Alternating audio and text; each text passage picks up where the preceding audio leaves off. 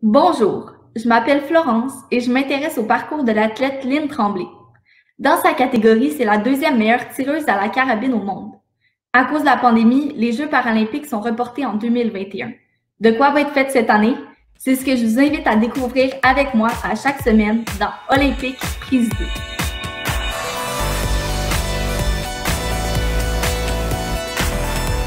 Allô Lynne! Salut Florence! Ça va? Ça va très bien, très bien. Hey, est-ce que tu as tiré beaucoup de plomb la semaine dernière? Hey, ben écoute Florence, je me suis fait jouer un tour. En fait, j'ai tiré 0 plomb parce que j'ai été obligée de travailler sur une de mes pièces d'équipement. Mais tu sais, mais dans le fond, tu sais, travailler sur une pièce d'équipement, ça fait aussi partie de l'entraînement. Fait que j'ai appris une nouvelle technique et puis ça a fait travailler mon petit côté ingénieux. Aujourd'hui, tu veux nous parler d'adaptation. J'imagine que c'est un gros défi pour les athlètes. Ben écoute, moi, je vais te parler d'adaptation parce que je pense que, tu sais, quand on fait face à quelque chose qui est nouveau, à quelque chose qui est très bouleversant ou qu'on a à traverser un obstacle, là, ça demande de l'adaptation. Maintenant, pour moi, là, s'adapter, ça veut dire aller par en avant, avancer, puis c'est se fixer des nouveaux objectifs. Et pour pouvoir, tu sais, pour pouvoir partir, pour pouvoir prendre un nouveau départ, ce qui est très important, c'est de travailler avec ce qu'on a, avec nos capacités, avec nos forces. Et oui, le défi pour les athlètes paralympiens, il est plus grand que pour les valides parce qu'eux autres, ils partent avec plus de morceaux, mais c'est surmontable. Puis la preuve de ça, c'est que nous, les Paralympiens, dans certaines disciplines, comme par exemple dans le tir à la carabine, ben on devient presque meilleur que les valides. En plus d'être une athlète de haut niveau, tu es aussi une pilote d'avion, une enseignante et tu es aussi ingénieure. Est-ce que ce bagage d'ingénieur-là t'aide à adapter tes équipements? Vraiment. Pourquoi? Parce que le fait d'être ingénieur, ça me donne beaucoup d'autonomie. Aussi, ça me donne l'avantage de savoir comment les choses fonctionnent. Ça m'aide à comprendre comment les choses sont faites plus facilement et surtout être capable de les transformer et de les adapter. Pour moi, la connaissance, c'est une des clés de la performance, mais aussi une des clés de la liberté. Lynn, je te l'avoue, je suis curieuse et j'aimerais ça savoir comment tu fais ça. T'as pas l'usage de tes jambes, mais ça t'empêche pas de conduire. Y a pas juste toi qui a dû s'adapter, il y a aussi ta vanne. En fait, moi, là, quand j'ai perdu l'usage de mes jambes, la première chose que je me suis demandé, c'est comment je vais faire pour conduire mon auto. Parce que l'auto, c'est mon autonomie. Alors, c'est très simple comment conduire une auto quand on n'a plus ses jambes. C'est qu'on a un bras ici et le bras, il est relié à nos pédales. Donc, si je pousse vers le bas, c'est relié à ma pédale d'accélération. Puis si je pousse par en avant, c'est relié à mon frein. C'est tout simple. Puis j'ai une boule aussi au volant qui me permet de tourner mon volant parce que comme on conduit seulement qu'une main, ça facilite les choses. Là, je suis prête à repartir. La semaine dernière, tu nous as dit que tu allais nous présenter ton héros. Qu'est-ce que ça t'a apporté d'avoir un héros? Ben écoute, pour moi, avoir un héros, premièrement, c'est quelqu'un qui est très accessible. C'est quelqu'un qui me conseille. C'est quelqu'un qui m'emmène vers le haut. Puis c'est quelqu'un qui m'inspire, puis des fois, qui croit plus en moi que moi, je crois en moi, moi-même. Donc, c'est ce que ça m'a apporté d'avoir un héros. Alors, dis-nous, c'est qui ton héros, Lynn, et comment il est devenu?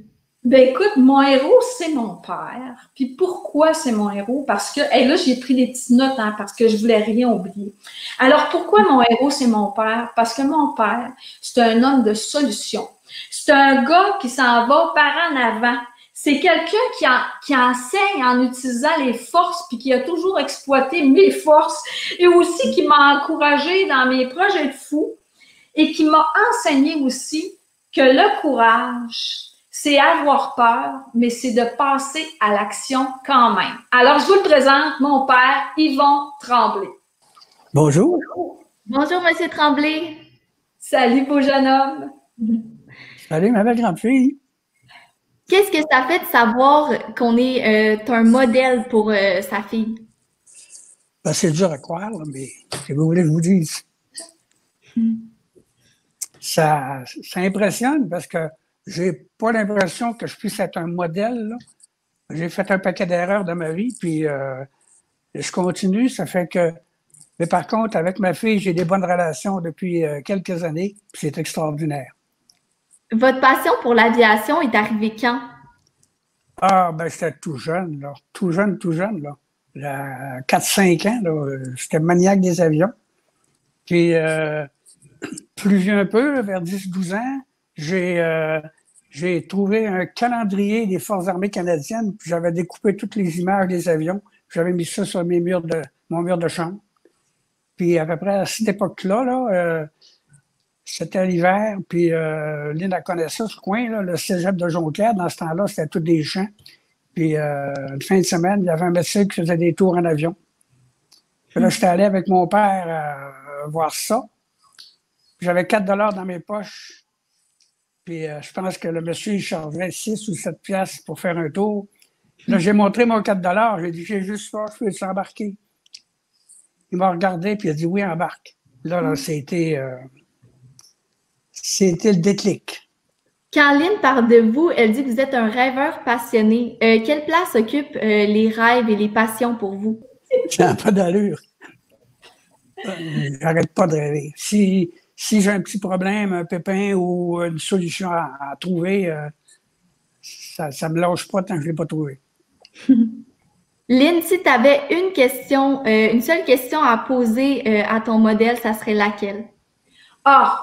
Quelle compétence sous-estimée est indispensable pour s'accomplir? Oh. Ben, la confiance en soi, ça c'est important. Puis aussi un objectif. Si on n'a pas d'objectif dans la vie, on ne peut rien faire. C'est malheureusement beaucoup de monde qui n'ont pas d'objectif, puis ils traînent, puis ils réussissent à rien. Puis de la volonté, là. Mais quand on a de la passion, automatiquement, la volonté vient avec parce qu'il faut réaliser nos passions. Lynn a été la plus jeune femme de notre continent à traverser l'Amérique comme commandant d'un monomoteur. Elle a traversé le fleuve Saint-Laurent aller-retour en kayak. Elle a descendu des pistes de ski en Super G. Elle a fait des Ironman. Est-ce que vous avez peur pour elle des fois?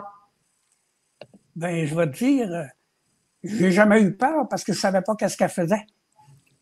Ça fait que je pouvais pas avoir peur. Je le savais des fois, des mois après, si je le savais, ce qu'elle avait fait.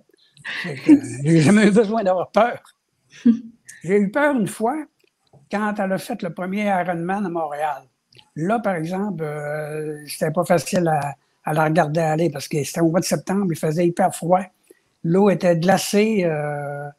Je ne sais pas comment les participants ont réussi à entrer sur le bassin olympique, là. Il fallait qu'il fasse 4 km sur le bassin olympique. Après ça, tout le monde connaît l'Ironman. Après ça, 180 km de vélo, puis 42 km de course. Quand elle est sortie de la piscine, là, c'était comme un robot, là. Elle avançait à 2 pas, puis elle reculait d'1 pas.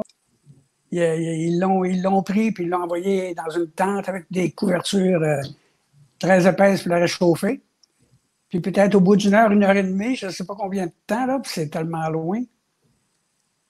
Là, on a dit, OK, on arrête tout ça là. Elle dit, il n'y a pas question. Elle dit, mais je suis assez entraînée. Elle dit, je continue.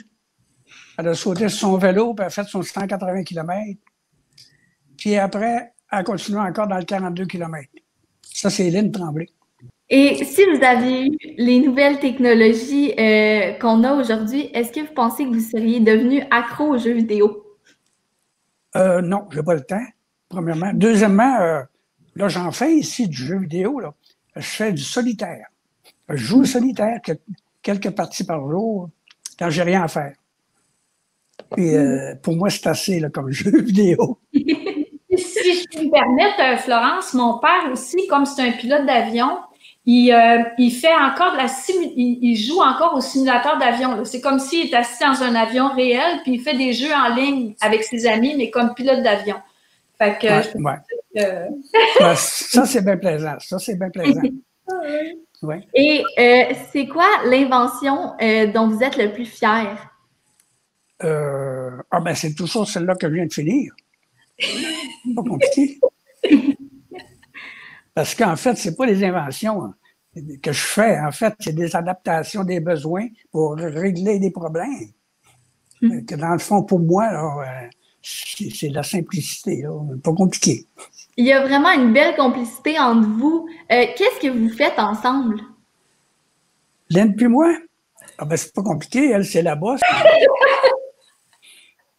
Elle nous donne ses projets. Une fois qu'il y a des projets, on les discute, puis on les examine, puis on trouve des solutions. Puis, à un moment donné, des fois, ça prend du temps, d'autres fois moins, mais on y arrive toujours. Parce que vous savez une chose, quand il y a des problèmes, il y a toujours une solution pour aller avec. S'il n'y a pas de problème, il n'y a pas de solution. C'est aussi simple que ça. Moi, je pense ça demain. C'est ça, on bricole ensemble. De temps en temps, pendant la pandémie, on a fait à manger ensemble aussi. Puis, puis nous, on a une passion tous les deux. On visite des cimetières, Florence. OK. Ouais, ça c'est vrai. Ouais, parce qu'on est très intéressés à l'histoire tous les deux. Fait qu'en visitant les cimetières, on fait des recherches puis on découvre des choses très, très, très intéressantes. Merci beaucoup, Monsieur Tremblay. Je comprends pourquoi vous êtes une inspiration pour Lynn, puis moi aussi, je vous trouve vraiment inspirant. Vous êtes trop généreuse, hein? Et bonne journée! Vous demain, puis merci beaucoup. C'était bien court, là. J'aurais pu vous en dire bien plus, là. Écoutons. Merci. Bonjour, puis bonne fin de journée. Merci, vous aussi. Merci. Salut. Merci, Lynn, de nous avoir fait rencontrer ton héros. C'est un plaisir, vraiment. Oui, pour moi aussi. Puis, je me demande qu'est-ce qu'on va aborder la semaine prochaine? La semaine prochaine, je vais vous faire découvrir un métier très intéressant qu'on appelle... On a changé d'idée. Dans le prochain podcast, on va parler d'émotions.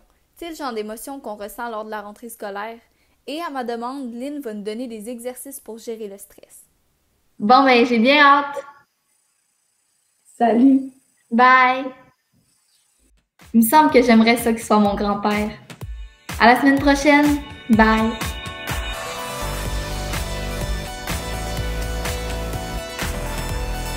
Et merci à vous, curieux public, avides de découverte, vous qui aurez sûrement la gentillesse de liker notre publication, de partager et de vous abonner à notre chaîne YouTube.